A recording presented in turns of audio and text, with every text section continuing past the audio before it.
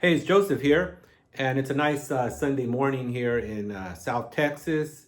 Just hanging out here, drinking some coffee, hanging out with my wife and the cats, listening to a little bit of music. And I thought I'd share with you some of the albums that I've been spinning a little more frequently. In most of the cases, these are albums that I recently picked up. So, anyways, I think I'll share with you about 10 of them. And first of all, we got Hubert Law's The Rite of Spring. Let me take these out of the album, the slip cover. Hubert Laws, of course, it's got that great Pete Turner artwork.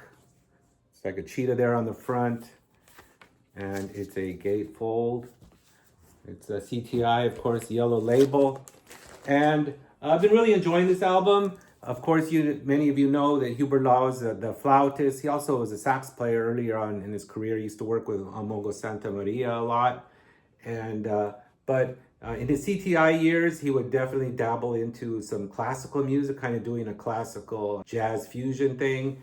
And I'm enjoying this album a lot. He does renditions of Pavane and Stravinsky's The Rite of Spring and the Brandenburg Concerto, which is one of my favorite classical pieces, of course, that's Bach.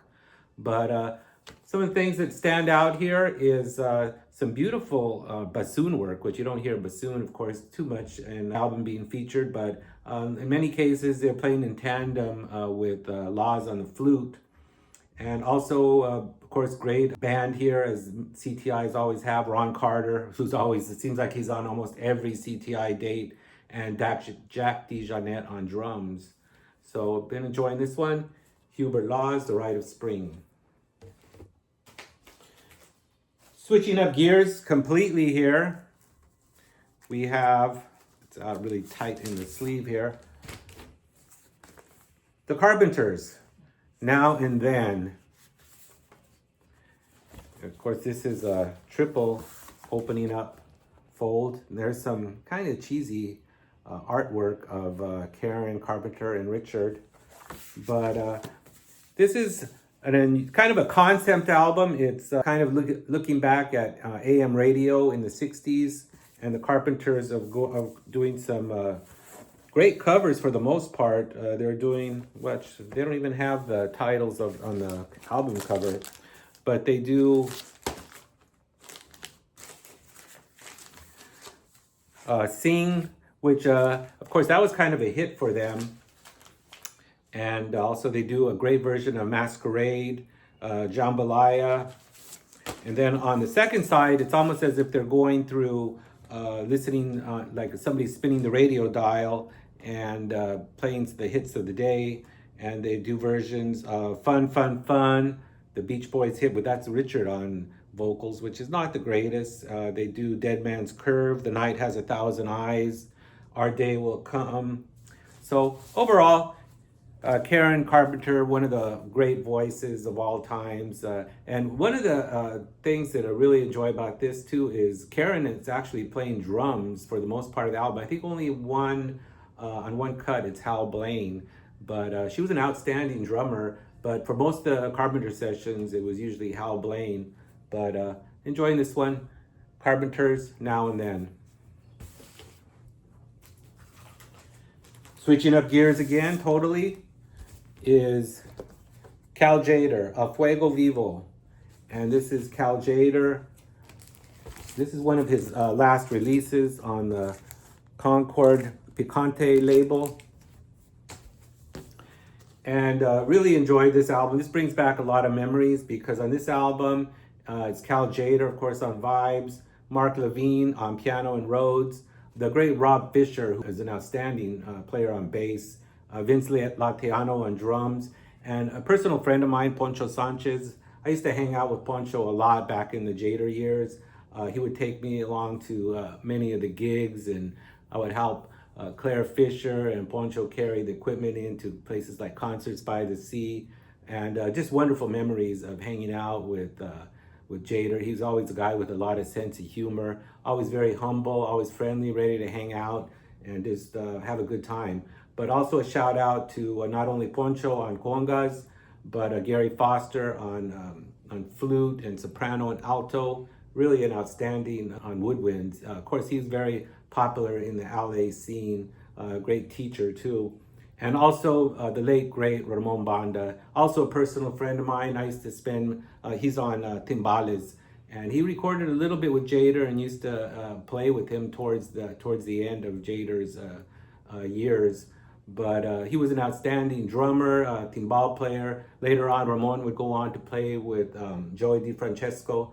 But Ramon tragically passed away young, about 2 years ago. But he was, like I say, he was a good friend of mine too. We used to go and hang out and hear a lot of jazz, a lot of blues together. And so this is something really personal. Cal Jader, playing with some buddies of mine, and you can't go wrong with Jader at all. So Cal Jader, A Fuego Vivo.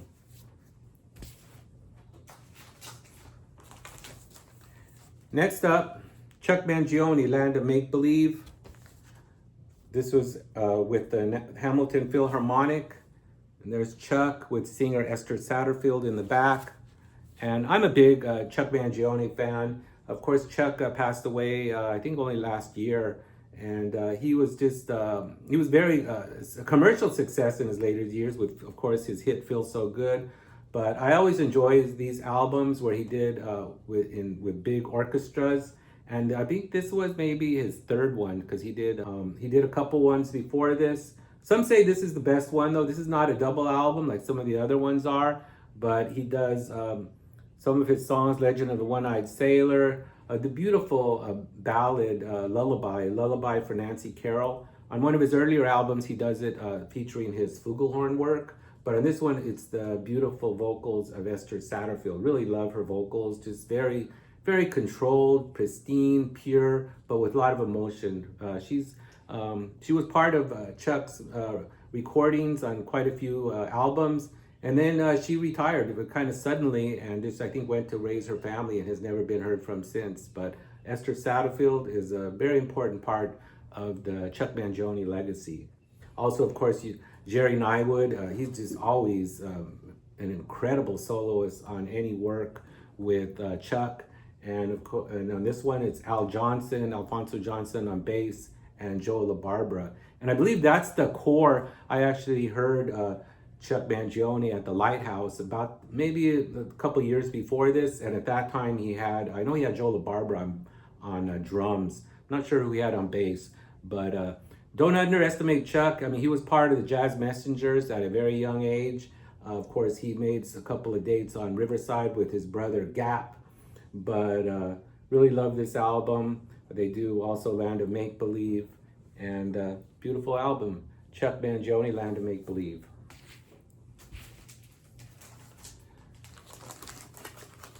Do a couple more here. Recently I got a couple at a real bargain price at my local shop. And this one is Buck Owens in London, Buck Owens and the Buckaroos. And of course, Buck was a mainstay on Capitol. There's Capitol. And this was recorded live in London, as it says. And it's great. I mean, that Bakersfield sound is sounding so good. Actually, on one of the songs, they open it up with Happy Days Are Here Again. And that blazing guitar sound at a fast tempo kind of reminds me a little bit of the Dead's Cumberland Blues. But the stage interplay, he's does some corny announcements to the audience that it's kind of dated, but overall a great set. He does the Act Naturally, the song that the Beatles covered with the Ringo sang, Sing Me Back Home, the Merle Haggard song that of course the Dead covered, and he does a couple Louisiana things, Diggy Diggy Low. And also, does he do Jambalaya? No. And he does a pretty good version of Johnny B. Good. So there's Buck Owens and the Buckaroos live in London. And let's see, maybe I'll do one more, cut it short here. This was a really nice grab about a week ago at my local shop. Mississippi John Hurt. This is on the Vanguard label. Let me pull this out here.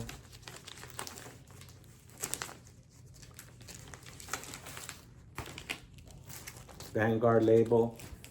But this was recorded, I believe, in 1965 at Oberlin College.